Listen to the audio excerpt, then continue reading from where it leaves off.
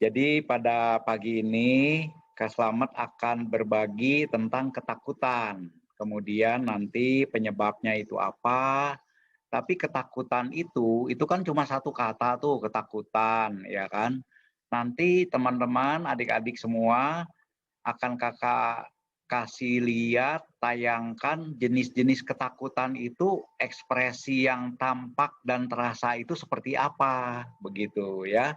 Supaya nanti adik-adik bisa tahu juga, refleksi lagi. Kalau tadi kan adik-adik belum Kak Slamet jelaskan ya, model-model ketakutan itu seperti apa. Tapi adik-adik sudah dikasih polling ya, nggak apa-apa, nanti mungkin bisa dikasih polling lagi, bisa berubah tuh, ya kan, dengan jenis-jenisnya nanti, ya.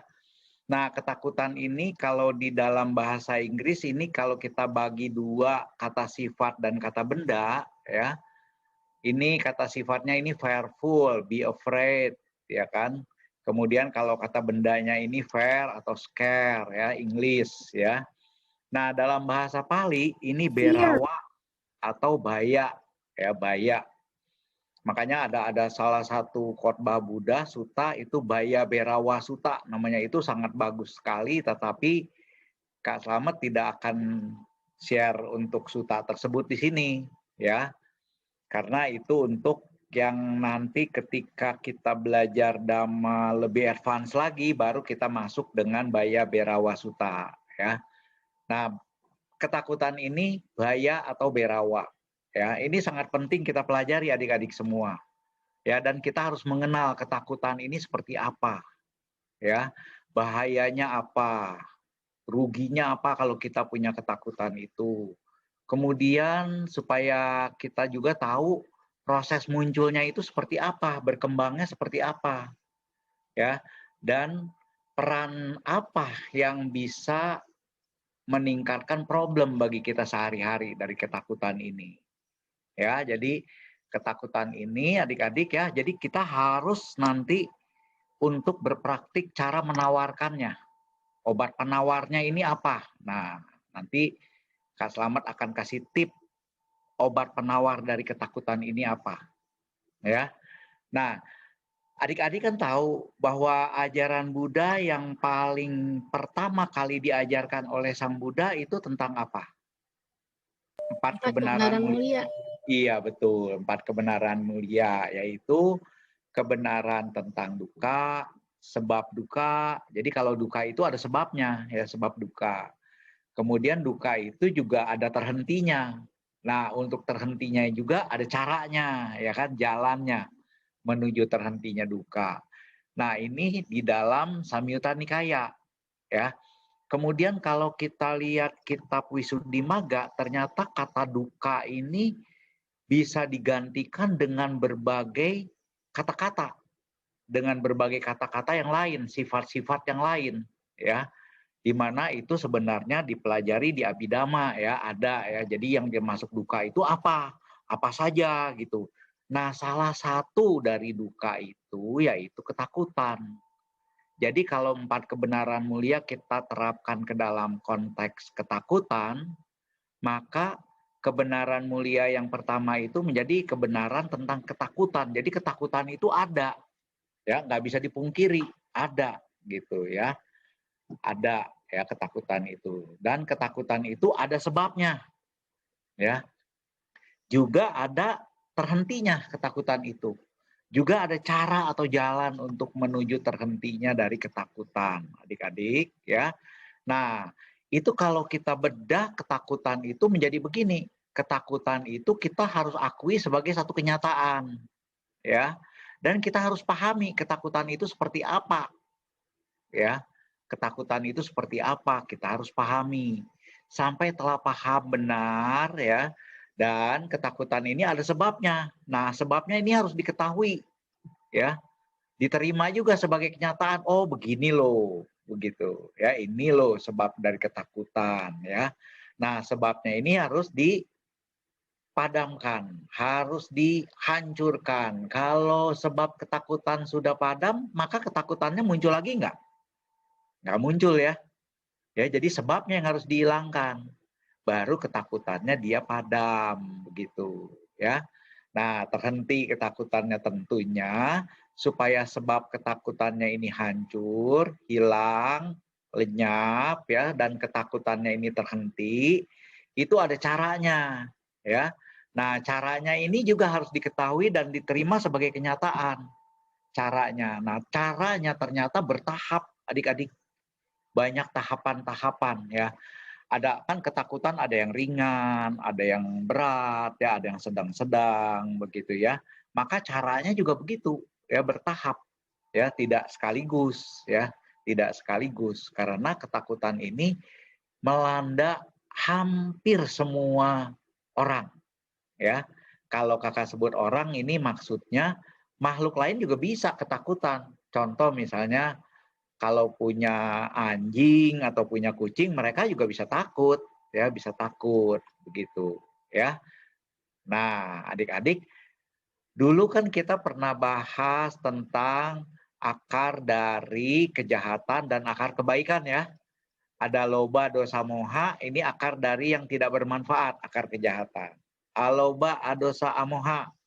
Nah, kalau loba, dosa, moha, loba itu apa adik-adik bahasa Indonesianya? Keserakahan. Bagus sekali. Kalau dosa? Kebencian. Kalau moha? Moha kebodohan. Bagus Kebodohan batin. sekali. Nah, Kak Slamet mau tanya lagi, satu lagi. Kalau kebencian, itu nyaman nggak batin kita? Enggak. Nggak nyaman, bagus sekali. Ya. Nah, sekarang Kak Slamet mau tanya, kalau takut itu nyaman atau nggak nyaman? Nggak nyaman. Nggak nyaman ya. Jadi kalau Iya. adik-adik lihat di sini, kalau dimasukkan ke dalam akar, maka ketakutan itu akarnya masuk kemana nih? Akarnya dosa. Dosa, bagus sekali. Akarnya dosa. Ya, dari dosa ini. Ya. Nah, disinilah ketakutan merupakan bagian dari dosa. Ya, bagian dari dosa. Ya, bagian dari dosa. Oke, ya. Nah, ini kan akan menyebabkan apa? Nah, ini kan dulu Kak Slamet pernah berbagi kepada adik-adik, ini kan ibarat akar. Kalau akarnya jelek, maka ucapan, tindakannya, pohonnya juga jadi kurang bagus gitu ya, jadi jelek. Begitu kan ya? Ya, jadi kalau ada ketakutan, maka ucapan tindakan kita, fisik tubuh kita, pikiran kita, itu juga jadi tidak bagus ya. Tidak bagus. Ya, modelnya seperti ini. Ya, ini pelajaran yang lalu yang pernah Kak Slamet berbagi kepada adik-adik. Nah, ketakutan ini proses kejadiannya seperti apa adik-adik? Prosesnya begini. Jadi misalnya adik-adik ada mengalami sesuatu atau akan mengalami sesuatu. Ya kan? Dengan melihat langsung atau dengan mendengar langsung atau secara tidak langsung dari kabar lewat berita atau adik-adik misalnya kita memikirkannya ya sehingga timbul takut ya. Nah, kemudian ya prosesnya setelah kita mengetahui itu diri sendiri nih mulai memberikan makna, memberikan arti kepada apa yang diketahui tadi ya. Akan terjadi ancaman nggak nih yang dapat menghilangkan atau mengurangi rasa aman ya. Jadi ketakutan itu hubungannya dengan ancaman. Ancamannya yaitu hilangnya atau berkurangnya rasa aman, adik-adik. Ya, bisa penilaian terhadap pihak luar. Nanti Kak Slamet akan kasih contoh. Jadi ini prosesnya dulu, contohnya belakangan ya. Bisa penilaian terhadap pihak luar atau penilaian kepada diri sendiri. Seperti tadi di polling, adik-adik kan ada penilaian terhadap pihak luar, misalnya takut apa tadi? Takut binatang ya, betul nggak? Ada yang terhadap diri sendiri, takut tidak dihargai, takut tidak dicintai gitu ya. Ya kan? Nah, itu penilaian terhadap diri sendiri. Kemudian pemaknaannya itu bisa terjadi karena kejadian lampau adik-adik. Jadi ketakutan ini triggernya sebenarnya kejadian lampau. Bukan kejadian yang baru saja. Nah, objeknya bisa saja baru. Tetapi sebenarnya triggernya pernah mengalami sesuatu dulu yang mengancam. Sehingga ketika muncul yang mirip-mirip sekarang, maka timbul pengartian dari diri sendiri, wah bahaya ini, ya kan? Bahaya dari diri sendiri, pemaknaannya atau dari pihak lain, ya, sehingga muncul ketakutan. Nah, kalau udah muncul ketakutan terekspresi dah, entah berteriak, entah lari, ya kan, atau menggigil dari sisi badan tidak enak, begitu ya. Nah, jadi prosesnya seperti itu adik-adik, ya. Prosesnya gampang ya, prosesnya ya. Sederhana. Nah, Kak Slamet akan kasih jelaskan penjelasan pelan-pelan ya. Nah, jadi ketakutan itu adalah rasa takut. Nah, rasa takut ini tanda petik rasa takut karena mengalami keadaan atau situasi yang diartikan sebagai waduh, ancaman bisa hilang nih atau ancaman berkurang nih terhadap rasa aman kita. Rasa aman. Ya, Kak Slamet kasih huruf yang berbeda nih warnanya, rasa aman merah, ya kan? Dikondisikan oleh peristiwa lampau yang traumatis sebenarnya, di mana kita semua bisa sudah lupa tuh kejadian lampau itu, bisa sudah lupa adik-adik, bisa juga masih ingat, ya. Nah, baik yang terjadi pada diri sendiri atau dari pihak lain atau orang lain adik-adik, bukan kita sendiri, ya. Karena objek dari luar atau dari dalam kita, sehingga terjadi antisipasi, terjadi ramalan dari diri sendiri, wah aman, tidak aman, berkurang rasa amannya, itu ramalan sebenarnya. Jadi ketika takut itu timbul ramalan dalam diri sendiri sebenarnya adik-adik, aman atau enggak nih, gitu kan? Kalau dirasa kurang aman maka timbul takut, ya.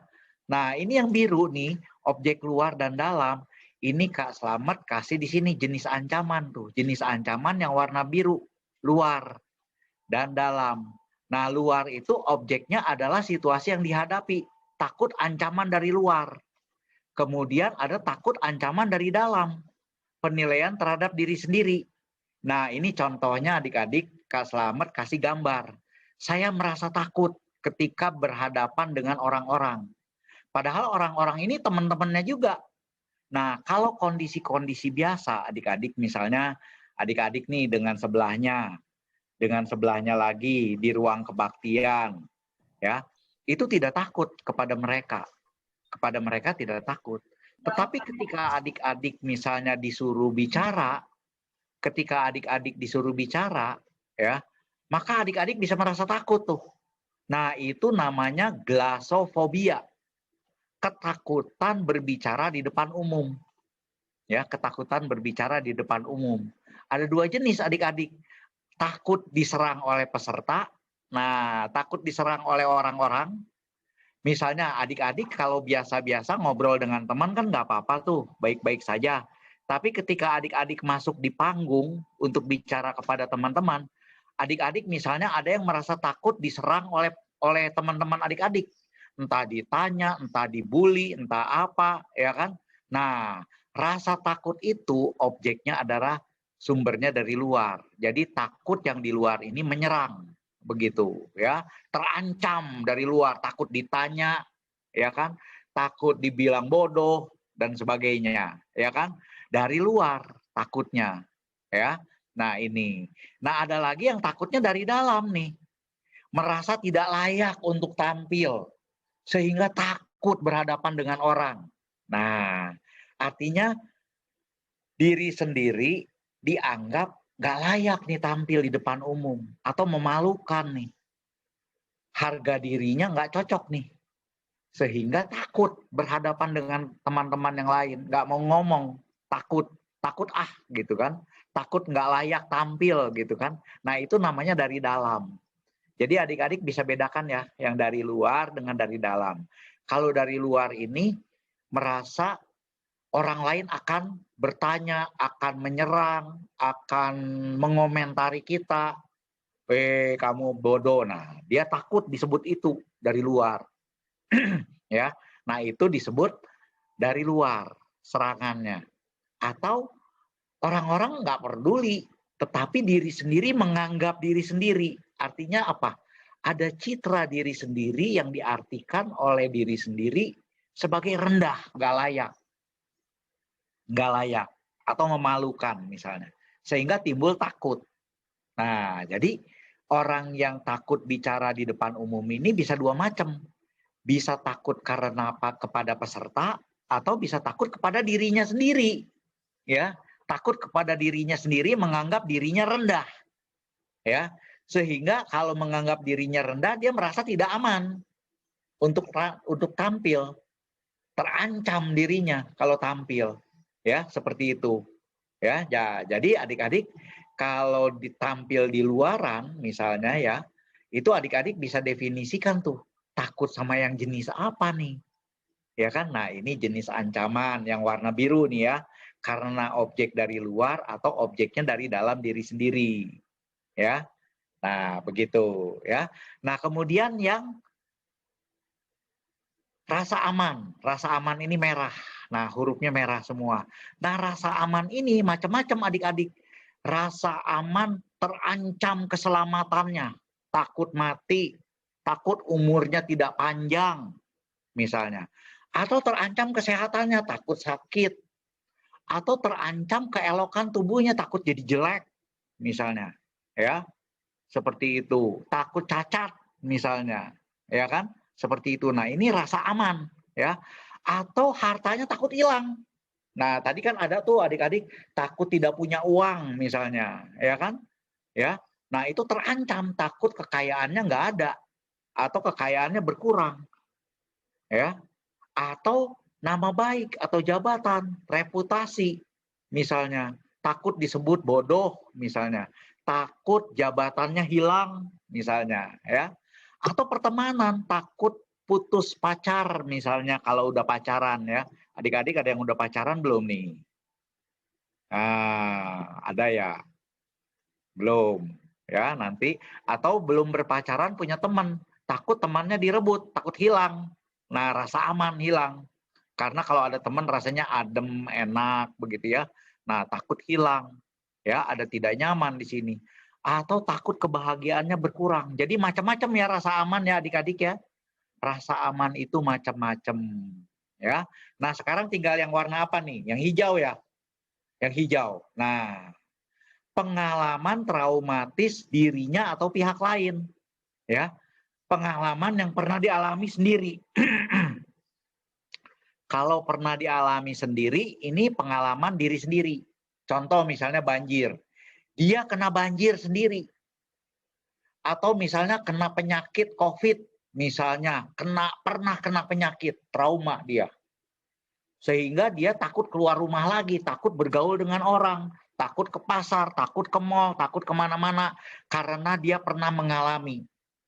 Ya, ada trauma diri sendiri. Atau dia melihat orang-orang, melihat melalui video, melalui YouTube, mendengar melalui berita, ya. Nah, sehingga timbul rasa takut, betul nggak? Jadi kalau yang pertama ini karena pengalaman pribadi, pernah mengalami, kalau yang kedua dirinya sendiri belum mengalami loh. Tetapi karena menonton atau membaca atau melihat orang lain atau mendengar atau lihat kabar dari WhatsApp, dari Facebook, dari Instagram, dari YouTube atau media sosial lain, dia muncul takut. Ya, muncul takut. Nah, setelah muncul takut itu, tadi kan takut itu ada di akar tuh. Dia terekspresi. Ya kan terekspresi. Terekspresi dalam bentuk apa? Nah, ada dua macamnya adik-adik. Jadi ada yang sifatnya aktif langsung tidak enak, begitu kan? Langsung tidak enak, ya. Tapi dia sadar pada saat itu tidak enak.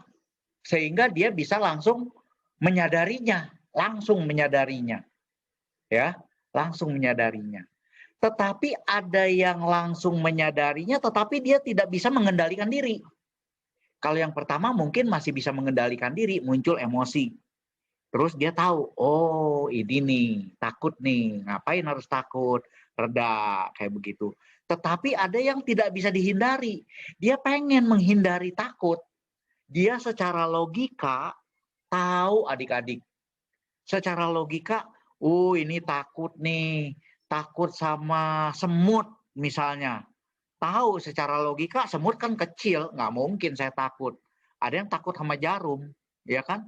Secara logika dia nggak takut sama jarum misalnya, nggak takut sehingga ketika disuntik dia takut. Nah, secara logika jarum nggak ada apa-apa, gitu kan ya? Nggak takut, ya. Saya nggak takut sama jarum, ngapain? Tapi begitu dia mau disuntik, dia tidak kuasa menghindari takutnya, tidak berdaya, ya. Bahkan dia malu mungkin pada saat itu, ya. Dia tidak berdaya, takut. Pernah nggak nonton video atau membaca berita ya dari YouTube atau dari WhatsApp di mana pada zaman pandemi COVID-19 ini kan ada vaksinasi tuh adik-adik ya. Ada orang yang badannya sudah besar, tua, kekar, ditato gitu ya. Dia secara logika nggak takut tuh sama jarum, kecil jarum ya kan. Orang yang segede gajah aja dia bisa berani lawan begitu kan. Ya kan?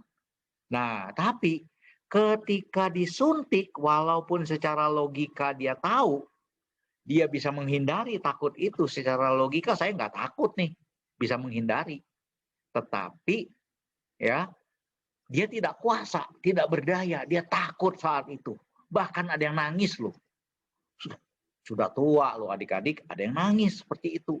Ya, jadi berupa emosi batinia atau berupa perilaku jasmani atau ucapan, dia nangis misalnya. Begitu ya. Jadi ini ketika takut itu muncul, maka dia terekspresi. Ada yang terekspresi, aduh tidak enak nih takut. Nah, masih di dalam batin, dalam pikiran adik-adik, secara emosi. Tetapi ada yang sudah berteriak takut, ada yang nangis, ya kan? Ada yang lari. Nah, ini yang nomor 2 nih modelnya. Yang nomor 2. Tapi ada yang muncul di gejala tubuh. Begitu dia takut, badannya jadi merah, bentol-bentol, gatal-gatal, seperti itu. Jantung berdegup-degup, seperti itu. Ya. Nah, ada yang begitu adik-adik. Ada yang dia tahu, wes takut nih. Ini muncul takut nih, dia tarik napas, hembuskan, hilang. Tapi ada yang dia tidak bisa kendalikan. Tiba-tiba tubuhnya jadi panas, begitu. Nah, ada tuh adik-adik. Ini model yang kedua, adik-adik. Ya, dia tidak kuasa terhindar walaupun secara logika dia bisa mau menghindari itu. Ya, tapi dia tidak kuasa menghindar. Nah, jadi ini ekspresinya bisa berupa emosi, bisa berupa perilaku jasmani atau berupa gejala tubuh yang tadi yang namanya sakit psikosomatis. Ya, melihat orang kena COVID langsung meler, misalnya langsung ngap, sesak napas misalnya, langsung batuk-batuk. Nah, ada yang seperti itu adik-adik. Ya, nah jadi sifat munculnya tadi, ekspresinya berupa emosi, ya. Ini contohnya nih adik-adik. Mimpi buruk, gangguan tidur, nggak bisa tidur adik-adik. Nah, itu contoh salah satu ekspresi dari ketakutan. Ini contoh ya adik-adik ya. Contoh ya. Kemudian gangguan kecemasan, cemas, nggak mau keluar kamar, nggak mau keluar rumah, ya. Ada apa nanti, merasa terancam, ya. Ini sakit psikosomatis tadi gatal, bercak-bercak, atau ngompol adik-adik eneresis, ya, ngompol atau lain-lainnya. Nah, yang tadi Kak Slamet dan adik-adik juga ada di situ ada fobia nih. Fobia jarum, ya, takut hewan, ada yang takut melihat buah berbintik-bintik atau berduri, misalnya dia takut di situ, ya, fobia itu. Ada glasofobia yang tadi takut bicara di depan umum. Nah, itu glasofobia. Ada yang sosial fobia, takut bertemu banyak orang. Adik-adik, sosial fobia, takut bergaul. Ya, ada. Ada yang bisnis fobia, takut bisnis adik-adik. Takut berjualan misalnya, takut bisnis. Nah, penyebabnya kan tadi bisa dari apa? Bisa dari diri sendiri, bisa dari pengalaman orang lain kan. Pernah gagal jualan, trauma, sehingga dia nggak mau lagi jualan. Ada yang seperti itu. Sehingga dia bisa terbawa sampai tua.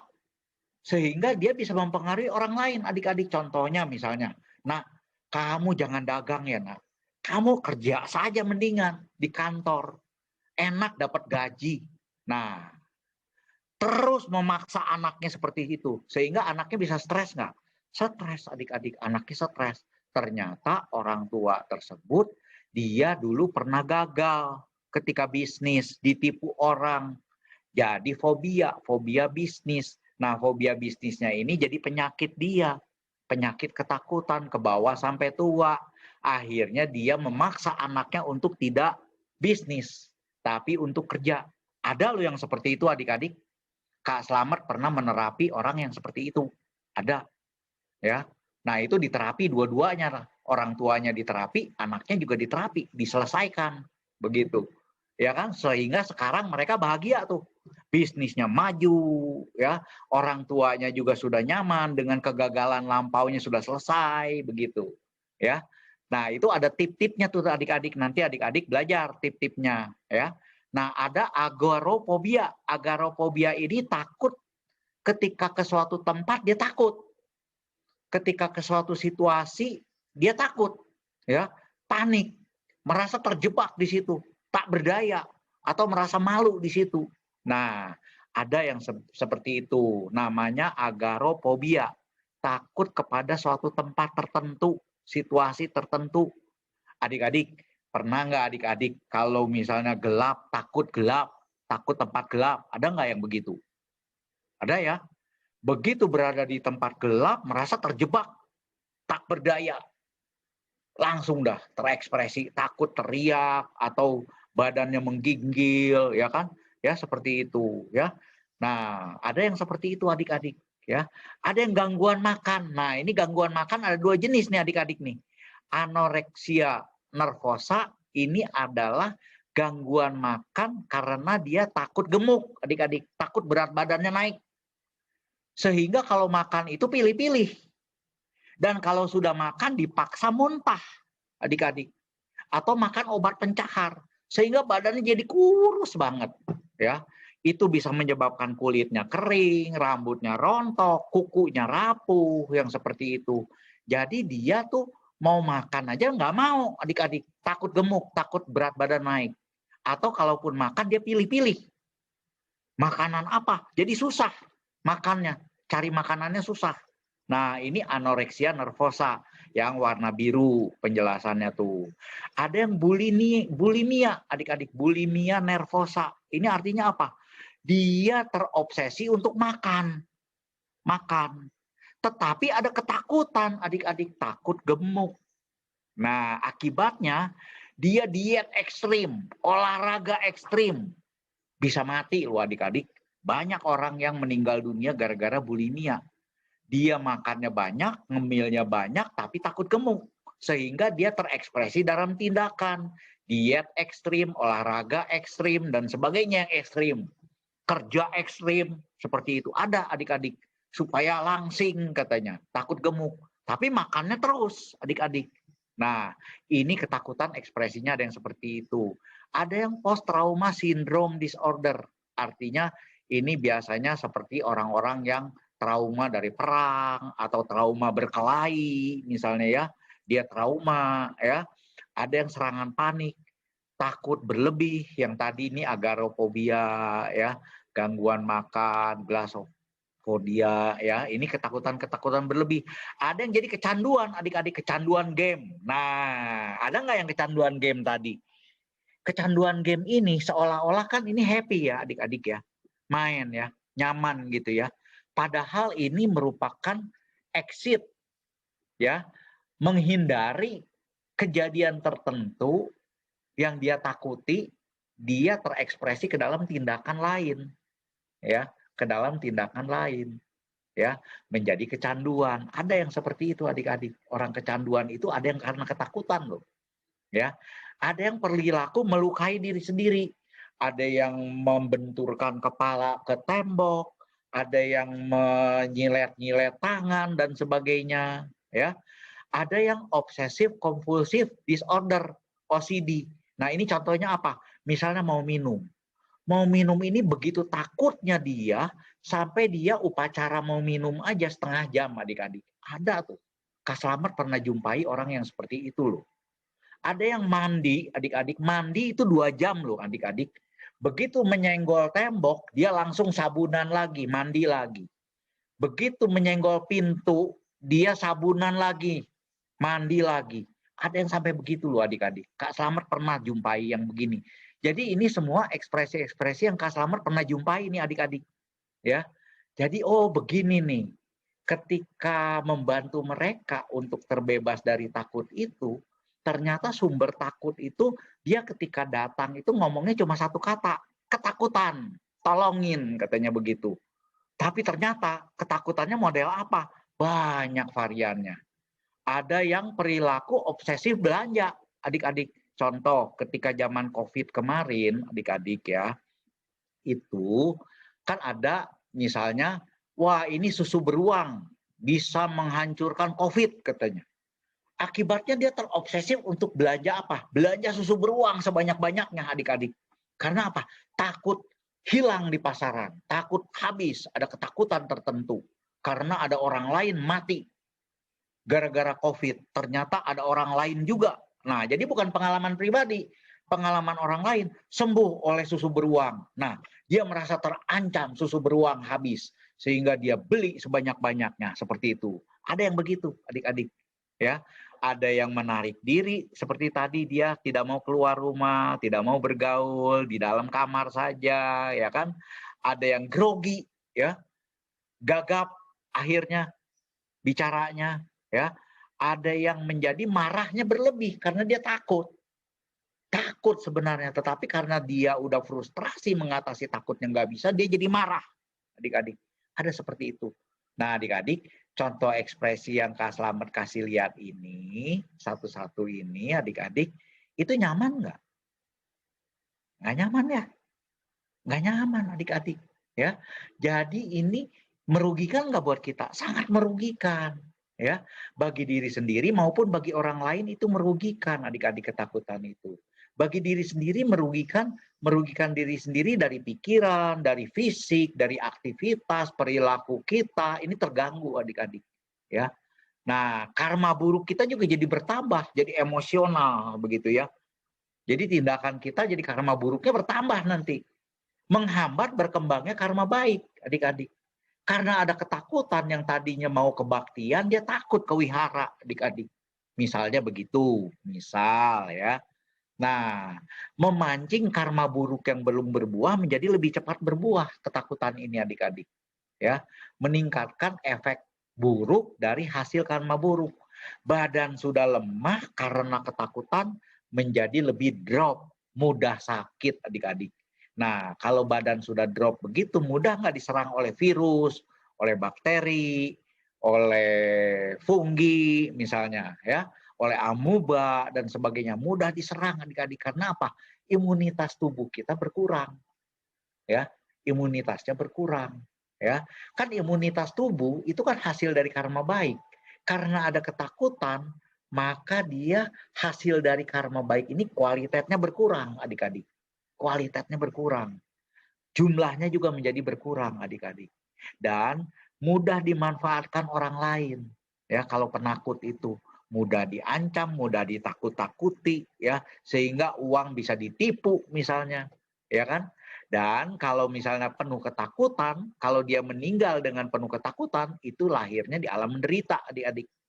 Bisa mengkondisikan lahir di alam menderita.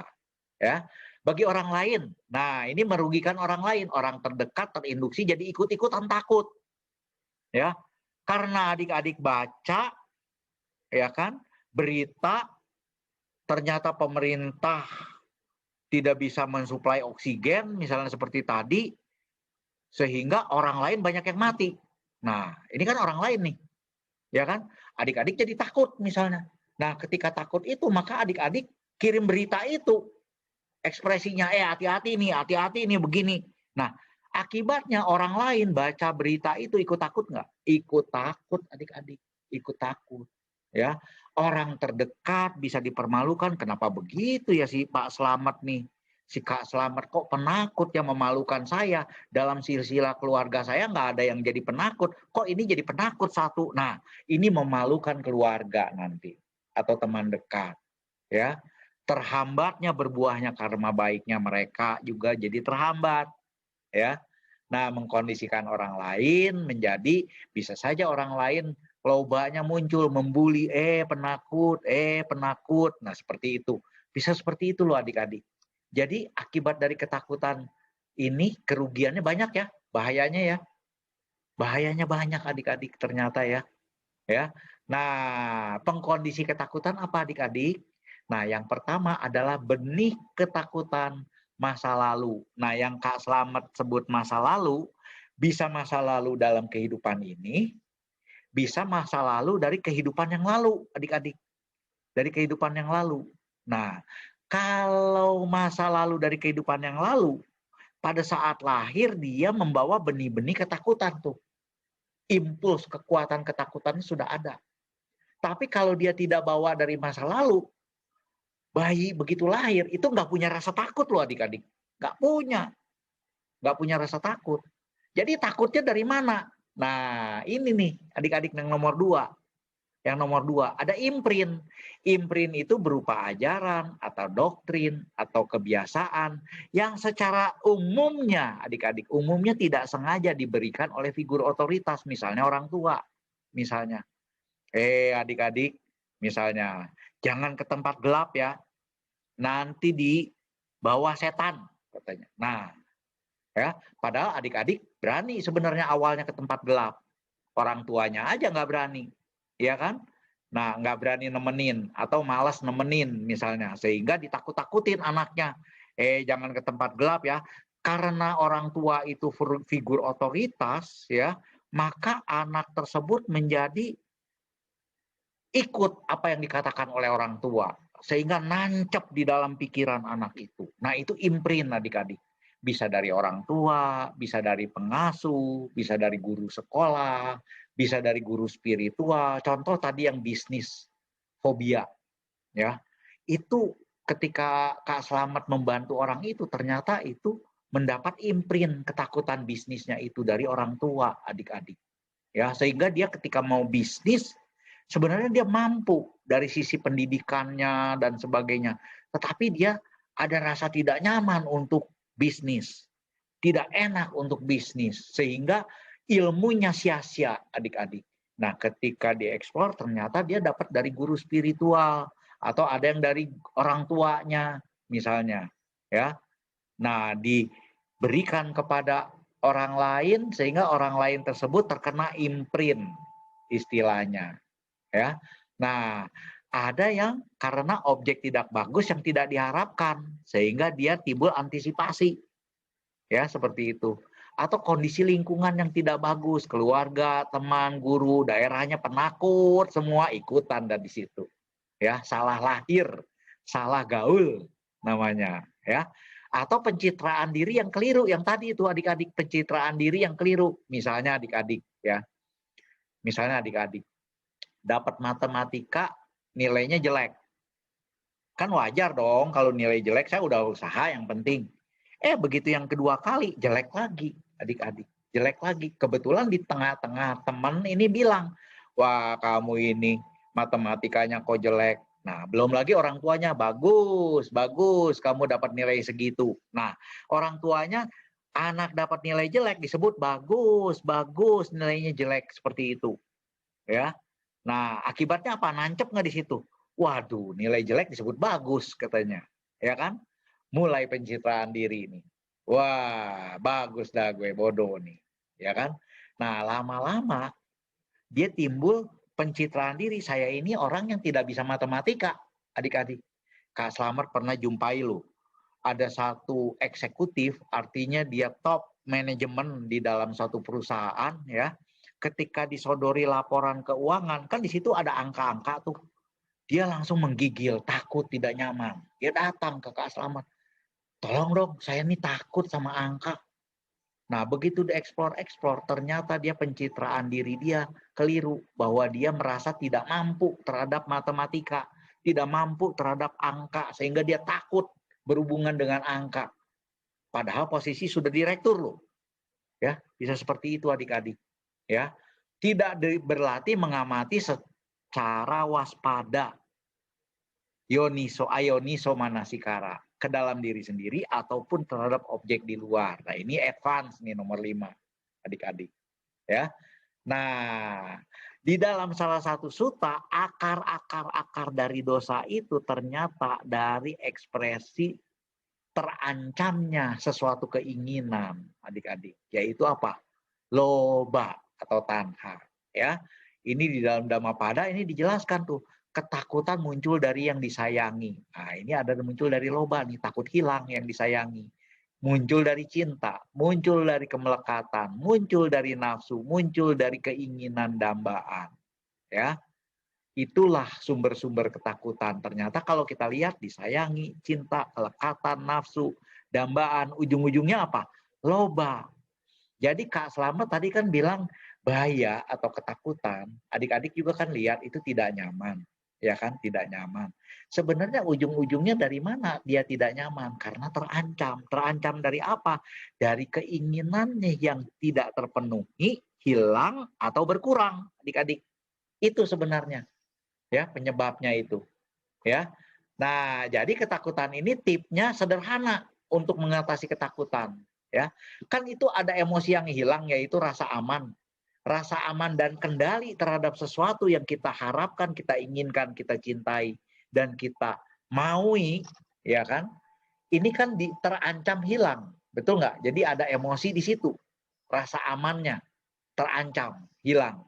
Nah, ini harus dikelola, adik-adik, harus dikelola emosi ini, ya kan? Harus dikelola. Kemudian dengan cara apa? Menghancurkan akarnya. Caranya gimana, adik-adik? Caranya sederhana. Yang pertama, baca parita, adik-adik. Nah, adik-adik suka baca parita enggak? Suka. Suka. Pernah baca Dayaga Parita enggak, adik-adik? Dajaga Parita. Nanti cari Dajaga Parita. Ya kan? Di situ di Dajaga Parita, itu disebutkan tuh. Kalau takut, ingatlah, katanya. Ingatlah apa? Ingatlah Buddha, ingatlah Dhamma, ingatlah Sangga, seperti itu. Ya. Kemudian ada Atanatia Parita. Kalau kamu takut, sebutkan ini, katanya. Nah, ada yang begitu, ya. Ada juga ketika itu Sang Buddha memberikan arahan kepada para biku, karena para biku itu ada yang takut dicelakai oleh makhluk-makhluk di hutan ketika akan bermeditasi. Maka Sang Buddha memberikan Karania Metta Sutta, ada Kanda Parita, ya. Nah, adik-adik baca parita-parita ini, itu akan membuat kita hilang takutnya juga, ya. Nah, berlatih melepas, karena tadi kan keinginan, kemelekatan, begitu kan ya. Kita harus berlatih melepas, berlatih berkorban, berlatih peduli, ya.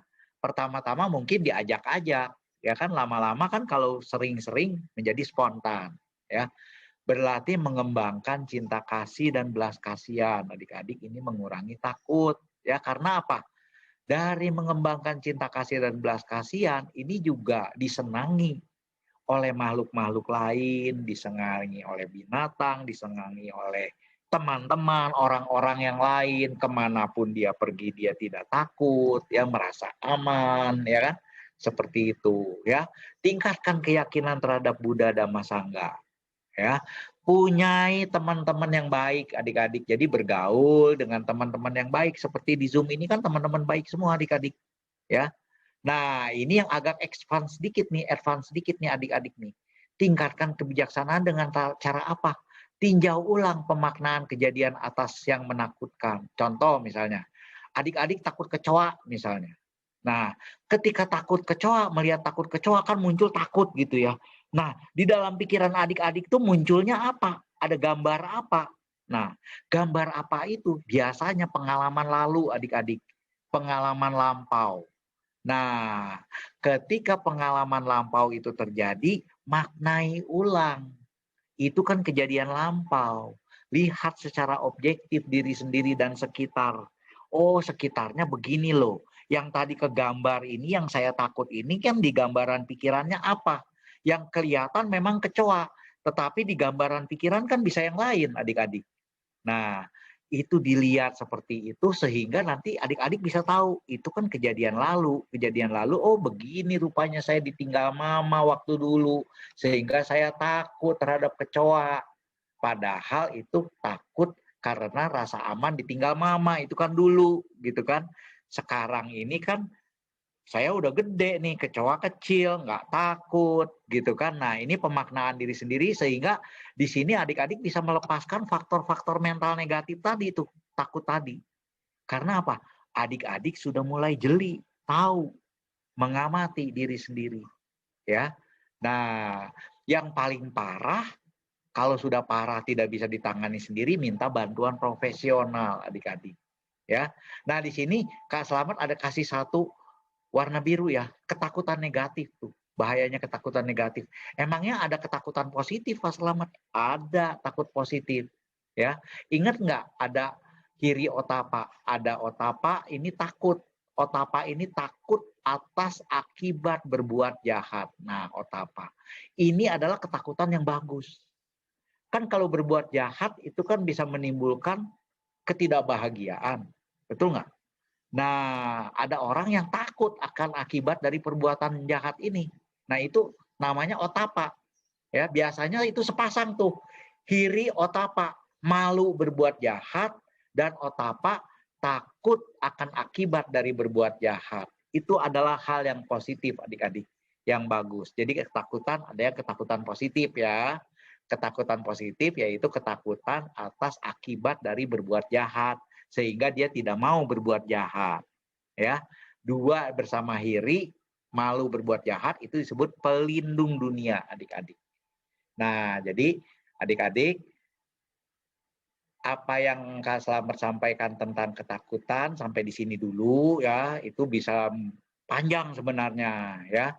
Saya kembalikan dulu kepada Kak Yuni. Terima kasih adik-adik. Namo Buddhaya.